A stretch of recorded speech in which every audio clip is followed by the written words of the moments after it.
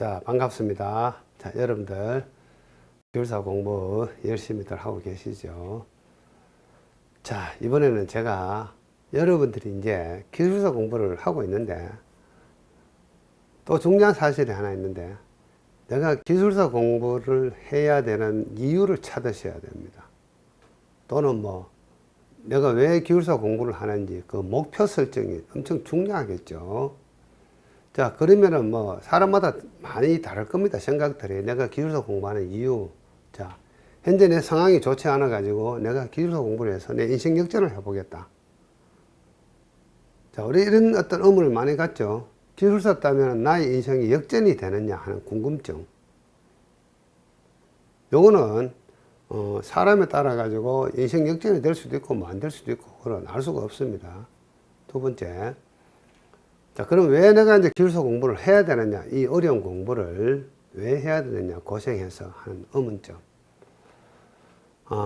제가 사실은 1995년도인가 한 6년도인가 한 이 시절에 기술사를 딴 것 같아요. 제가 생각할 때 아주 오래됐습니다. 왜 땄느냐? 그 당시도 저도 상황이 좀 좋지 않아 가지고 이 기술사를 따면은 내 인생이 바뀔 것이다 하는 생각으로 기술사 공부를 도전해서 땄는데, 제가 솔직한 이야기를 하겠습니다. 그 당시에 기사 자격증을 갖고 있다가 기술사를 딱 따고 나니까 갈 곳이 없어요. 기술사 자격증을 가지고 내밀면서 내가 기술사입니다, 나를 써주시오 하고 갈 만한 곳이 없어요. 그래서 제가 그 당시에 좀 괜찮은 건설회사에 면접을 갔는데 기술사 있어도 기술사 없는 사람을 채용을 하더라고요. 그래서 저는 그 당시만 해도 기술사 있으면 대단한 건 줄 알았는데 별로 뭐 이렇게 가치를 인정해 주지 않더라고요, 그 당시에. 그래서 상당히 기술사 딴 거 자체를 후회를 사실은 많이 했었는데 지금은 제가 참 기술사를 잘 땄다 하는 생각이 듭니다. 그것은 제가 좀 이따 설명을 드리기로 하고, 1990년대 초 1991년도까지 정도, 그때만 해도 1980년도 1990년도 91년도 이때까지만 해도 건설회사를 설립을 하려면은 기술이사가 있어야 되는데 그 기술이사의 자격이 토목시공 기술사가 있어야 건설회사를 설립할 수가 있었습니다. 요즘 여러분 어떻습니까? 건축사 사무실 차리려면은 건축사가 있어야 되죠. 마찬가지로 그 당시에 시공회사를 설립하려면은, 인가를 받으려면은 토목시공 기술사가 기술이사 한 명이 있어야만이 건설업 면허가 나왔습니다. 요즘은 어떻습니까? 없어도 되죠. 요즘은 뭐 기사 2인인가 있으면 건설회사 면허가 나옵니다. 그만큼 완화되어 있죠. 이것은 왜 그렇습니까? 업계에서, 업체에서 그런 법을 바꿔버린 거죠. 그전에는 기술사가 대단했었습니다. 옛날에는. 저도 그걸 믿고 94년도에 기술사 자격증을 땄는데 그 제도가, 법적인 제도가 없어져 버렸어요. 필요가 없죠. 기사만 있어도 되는데. 지금도 마찬가지입니다.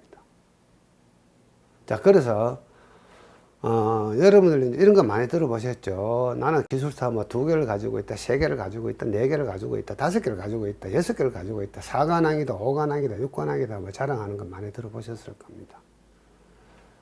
그래서 토목시공 기술사를 따고 그 다음에 다른 기술사 따는 경우가 상당히 많습니다. 주로 많이 하는 게 토질기술사, 도로 및 공항 또는 건설안전기술사, 이런 거 다시 도전해서 따시는 분들이 많죠. 또 토목시공하고 나면은 관계되는 기술사 과목들이 많습니다. 뭐 토목품질시험 기술사, 거의 시험 문제가 한 70~80%가 토목시공에서 나옵니다. 건설안전기술사 문제의 대부분이 건설 관련 법규, 산업안전보건법 이런 거 빼고는 토목시공, 건축시공이 한 60~70%를 차지합니다. 그래서 다음 기술사 따기가 쉽습니다. 토목 따고 나면은 사실은 토목시공 기술사는 하나의 징검다리처럼 역할을 하는 거죠. 토목기술사가 건축시공 기술사 따는 경우는 거의 없습니다. 건축시공을 하시고 토목 따는 경우는 상당히 많은데 토목하시는 분이 건축 시공 기술 따는 경우는 좀 드물고요.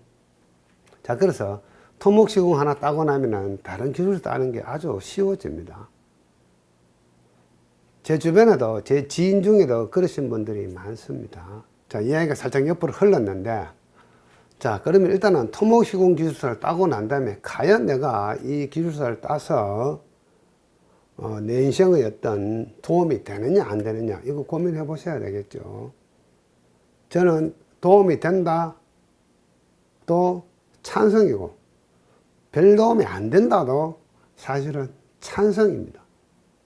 그래서 여러분들이 정말로 기술자로서 내가 내 실력을 닦겠다, 내가 기술사 공부를 통해서 내가 내 실력을 닦고 내가 업무를 하는데, 시공을 하든 감리를 하든 내가 업무를 하는데 기술자로서 실력을 갖추겠다는 생각을 하신다면은, 기술자의 자존심을 가지고 내가 업무를 하겠다고 생각을 하신다면은 당연히 토목시공 기술사에 도전을 하셔야 되고, 나는 주변에서 나를 무시해도, 자, 이를테면 제 주변에 감리하는 동료분들이 있는데 기술사 없는 사람들이 더 많습니다.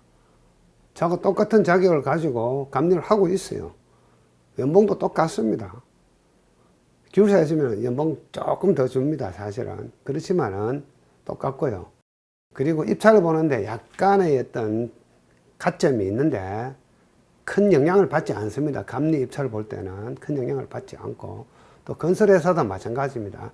현장 소장 나갈 때 특정 규모 이상의 건설공사는 제가 얼마인지는 정확하게 기억이 안 납니다만은 토목시공 기술사가 있어야 현장 대리인이 가능한 그런 법적인 제도가 있습니다만은, 자, 일반적인 건설회사에 근무하는 데 있어 가지고 기술사가 그렇게 뭐 중요한 포지션을 차지하고 있지는 않습니다. 자, 그렇지만은 우리가 시공을 하든 감리를 하든 업무를 하는 데 있어 가지고 기술자의 어떤 자존심 측면을 봤을 때는 필히 기술사가 있어야 됩니다.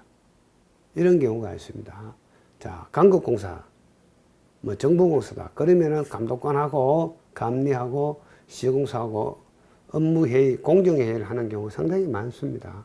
자, 그러면은 시공회사가 되었든 감리가 되었든 기술사에 있는 사람은 상대방이 무시하지 않습니다. 기술적인 대화를 하더라도 내가 하는 이야기가 상대방을 설득시키는데 상당히 도움이 됩니다. 저 사람이 기술사를 가지고 기술사가 저렇게 이야기하는구나 해서 인정을 해줍니다. 근데 없는 사람이 이야기하면은, 자, 반대로 해서 발주처 감독관이 기술사가 있고 시공사 공사 과정이 기술사가 없는 상태에서 업무 회의를 하면은 항상 무시를 하죠. 기술사가 없는 사람이 무슨 그런 이야기를 하느냐고 이렇게 무시를 합니다. 그래서 이런 어떤 커뮤니케이션, 업무를 원활하게 진행하기 위해서는 기술사가 꼭 필수적인 요소이다, 이렇게 생각하시면 되겠습니다. 그래서 저는 기술사가 있으면은 엄청 좋다, 예, 찬성에 50%, 그렇게 고생스러우면 하지 않아도 된다, 예, 50%의 표를 던집니다. 제가 물론 기술사 관련 강의를 하고 있지만은 제 솔직한 이야기입니다. 자, 그렇지만은 제 개인적으로는 제가 현재 감리를 하고 있는데 기술사가 있음으로 해서 엄청 도움이 됩니다. 왜 도움이 되냐 하면은, 하나의 사례입니다. 제가 현장에서, 저는 아파트 현장인데 아파트 공사를 하기 위해서 그 집안이 엄청나게 좋지 않았습니다. 그래서 제가 시공사에, 자, 전문가의 어떤 구조계산, 검토 의견서를 받아와라 해서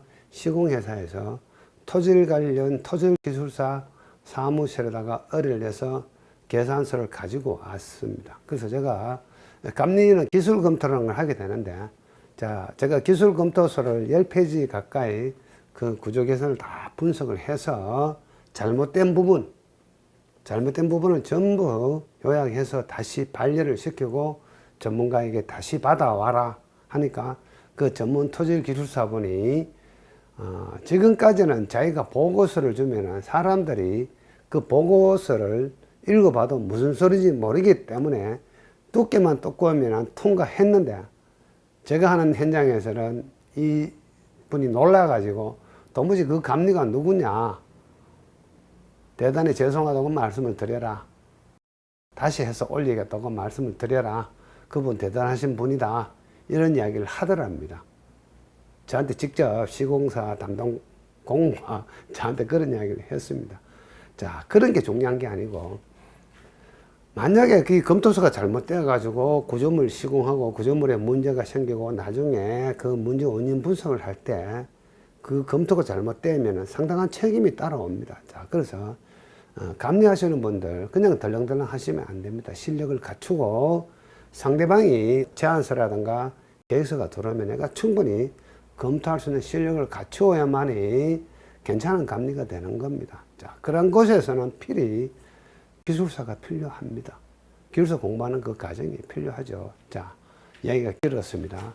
제 개인적으로는 제가 기술자로서 인생을 살아오면서 기술사가 있음으로 해서 상당히 제가 생활하는데 유용했다 하는 걸 말씀을 드리겠고요. 자, 그 다음에 토목시공 기술사를 이를테면 땄습니다. 따고 나서 다시 다른 기술사를 도전하고 싶다.